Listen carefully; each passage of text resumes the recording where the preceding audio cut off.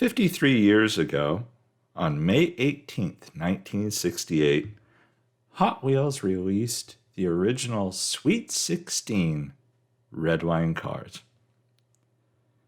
A year ago, Diecast Outcast created the National Redline Day Challenge, and he invited everyone to customize or restore a redline. And here we are a year later, continuing that event with the sponsorship of the Three Blind Mice and the Four Horsemen. Several builders are participating in this, and I hope you check out all of their videos. For this one, I'm doing the original twin mill. It wasn't one of the original Sweet 16, but I remember this casting from when I was a kid. I always liked the looks of it. And I've been doing a series of twin mill, well, in the other two, they were redline conversions. This one actually is a redline. This is the third in the series showing the original twin mill. As you can see, metal top, metal bottom, plastic interior, little tiny plastic interior.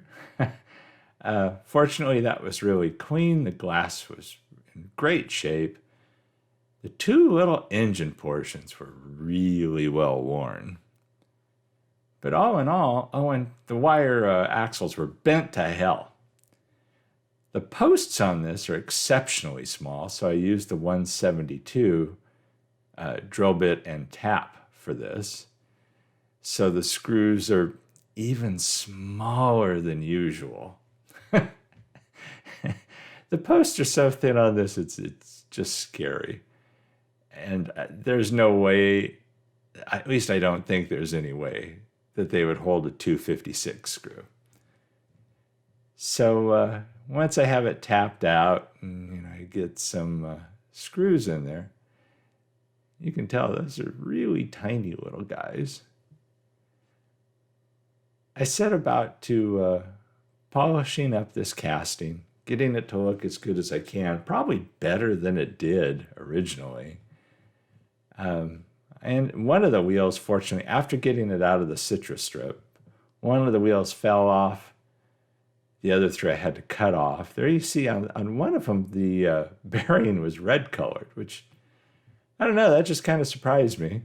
The other three were the standard kind of creamish colored bearing. Like I mentioned earlier, unfortunately, the wire axles were really bent horribly. And even when I finish this build, even trying to straighten them out, I don't quite get the stance I want. But there you can see I polished the heck out of the top half of the body, polished the bottom half reasonably well. Again, that's the bottom of the car. And I had to be careful because I didn't want to catch those bearings when I was polishing. I was using the Dremel tool for most of that. I masked off the bearings before painting. I thought about using tape, but I used a liquid mask, and then I hit it with my favorite metal cast paint and the Minwax Poly Clear Gloss. And there you see it after the painting. I went with the same color as the other two twin mills that I've been doing the redline conversions on because, well, they're three sisters. So I wanted them to look alike, somewhat alike. And it was recommended by people both on my Patreon page and on the community tab on YouTube. Gauzy, gauzy, gauzy time. Like I said earlier, the windshield was in really good shape. I was lucky. And the coat of gauzy really made any slight imperfections just kind of disappear. Again, gauzy is a nice thick coating, so it works out really well in this kind of situation. Protect it from getting any fuzz on it there. And I hope those of you who needed your gauzy fix got your gauzy fix now. Like I said, the engines were really well worn, which wasn't surprising considering how badly the paint on the body was worn as well. I was using the 1mm Molotow pin for this, and I don't know why I always kind of fight that 1mm pin, where the 2mm seems to work easier for me. But I did want to get a nice shiny coat, and the 1mm pin in this situation seemed to be the way to go.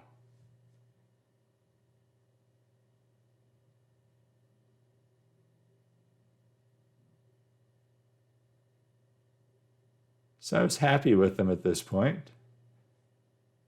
Obviously, there's a little more touching up going on off screen. Oh, there we go. It's still a little bit more. The Molotow Chrome is such a weird kind of paint. You have to be careful because once it starts to dry, you can't add to it. You really need to let it dry completely. So once I had it on there the way I wanted, I just set that aside. And for me, I always have to let that dry overnight. Anything sooner than that, and it is simply not dry.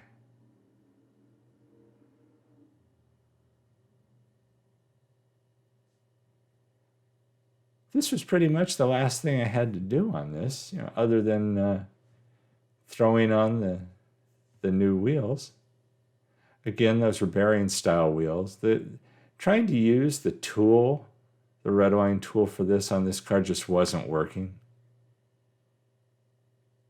I tried to straighten the axles as best as I could, but again, they were pretty severely bent. I did get them a little bit straighter.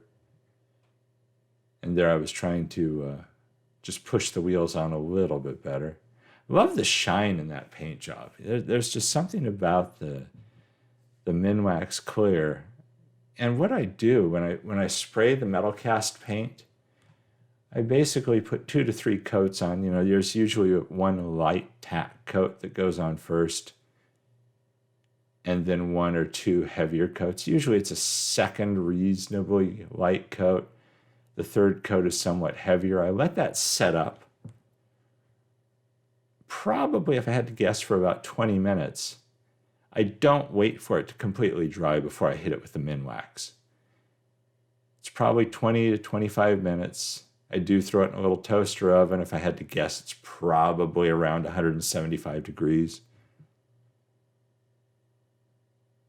And then I go straight from that to the Minwax clear coat. In that case, it's a few very light coats and then a heavier coat as well. And I've been very happy with the results. I highly recommend that Minwax Clear. The bearing style wheels that you see me throwing on here were from Bright Vision. As you can see, I did paint the base as well. And there I am just trying to straighten the wheels a little bit more. I really had to do it gingerly because I was very afraid that one of those axles would snap. So now it's just a matter of putting it together. Again, the glass turned out great. The interior was well protected all of those years. It's interesting that they didn't do the engines as one piece, but 2 separate pieces. They kind of butt up against each other. Those little tabs on them butt up against each other.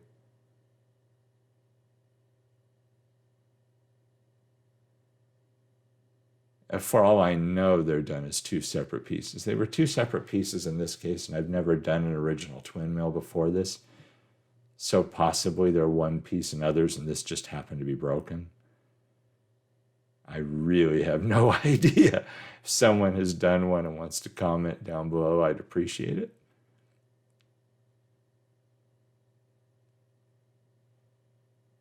And now I just take those super tiny little screws. And again, the 172 screws are so flippin' tiny. So there you have it. I think it turned out pretty well. I didn't add any other detailing to it or anything like that. I was trying to go with a very original look. Similar to what I did on the other 2 twin mills as well, the twin mill 2 and the twin mill 3.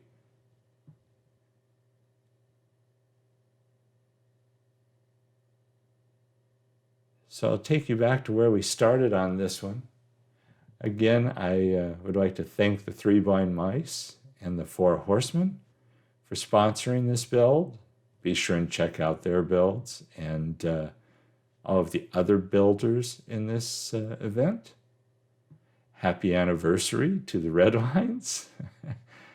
And May 18th also happens to be my wife and my wedding anniversary. So happy anniversary to my wife as well. This is a very special day for us. So there you see how it ended up. That's the original twin mill. I do have some glamour shots coming up here of both, or actually just the original twin mill alone, and then some shots with the twin mill 2 and the twin mill 3, wrapping up this Twins or Triplets series as well. It's been fun doing them all in the same color and to see the variation in the styles. I've grown to appreciate the twin mill 2 a lot more. That's the 2 on the left, the original in the center, and the 3 on the right. I've always liked the 3. I've always liked the original twin mill, but painting the 2, throwing the red lines on it, has made me appreciate it a little bit more too now. So thank you all for watching this video. I hope you enjoyed this build. Hope you've enjoyed the series. And special thanks to my Patreon members for all of their support. Thank you all for watching. Everybody, stay safe and healthy out there. Happy anniversary again to my wife. Love you, baby. Catch you all on the next one.